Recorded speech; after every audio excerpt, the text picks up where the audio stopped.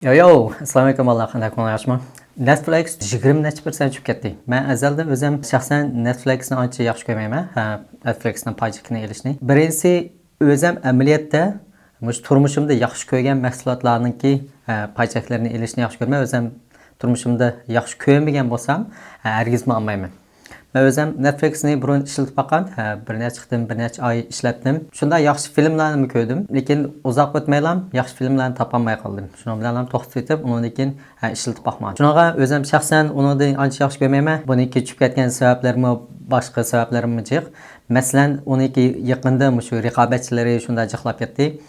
Mayli Disney bilamdi, HBO bilamdi, Amazon Prime bilamdi, Apple TV, YouTube TV degandek shundajik raqobatchilar jiqlab ketdi. Lekin bir shirkatdan pajikni olganchada ularniki kelgusini cho'qim ko'rishimiz kerak. Ham kelgusida yana qanchalik o'rin bor ilgilaydigan, aniki taraqqiy qila oladigan o'rni qanchalik shularga qarashimiz kerak. Shunga men Netflixning kelgusini bundajik yaxshi ko'ramidim. Ham o'zlarim shundajik tirishmoqda, alniq necha yil ichida kelgusida yana qanday pul topa olishimiz kerak degandek. Bu qitimqi chukitishning sababi shu yaqinda o'zlarining a'zolarining soni shunda jiq chukibdi. Ham bo'libmi shu nurg'un odamlar shu Netflixniki shifrlarini o'ziniki nomerlarini boshqalar bilan tang hambaklashib tang ko'rdi ekan. Mayli o'zining do'sti bilan, o'zining oiladagilar bilan degandek nurg'un odam birlam nomerda hamma odam ko'rayotganligi uchun unga to'laydigan odamlar ham ozlab a'zolariniki soni shunda jiq chukibdi. Shunga chukib ketgan bo'lishi mumkin. Hem yana bir sebep şu yaqinda butun chegaralar ichilib ketib bordi. Viruslarning asosida tugab ketib bordi. Burun shu oldingi 2 yilning ichida shunday o'sib ketgani, eng yuqori vaqtida $600 chiqqan, esim qilishcha hozir $200 $300 chiqib qoldi.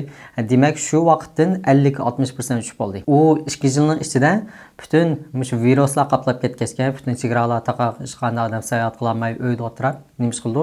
Kino ko'rib, Netflix ko'rib, shunda o'tkazgan. Shunaqa sizlarning diqqat qilishinglarni umid qilman. Kelgusida shu balkim shu virusniki ta'siriga uchragan pajeklar davomli tushishi mumkin. Masalan, Netflix, yo bo'lmasa Disney, yo bo'lmasa Zoom degandek mushtaq virusniki ta'siri bilan o'sgan pajeklar balkim ko'p qolgan bo'lsa, ozroq nachar xabar bilan ham tushib ketishi mumkin. Shunga nihoyatda diqqat qilinglar. Hem kelgusida balkim shu sayohatniki, ko'ngil ichishniki pajeklari texim yaxshi mengishi mumkin.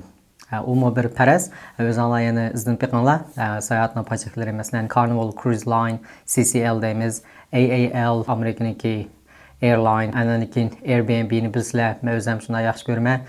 Uzun vaqt shunday yaxshi bookings degandek mushtaq pajeklar balkim yaxshi mengishi mumkin.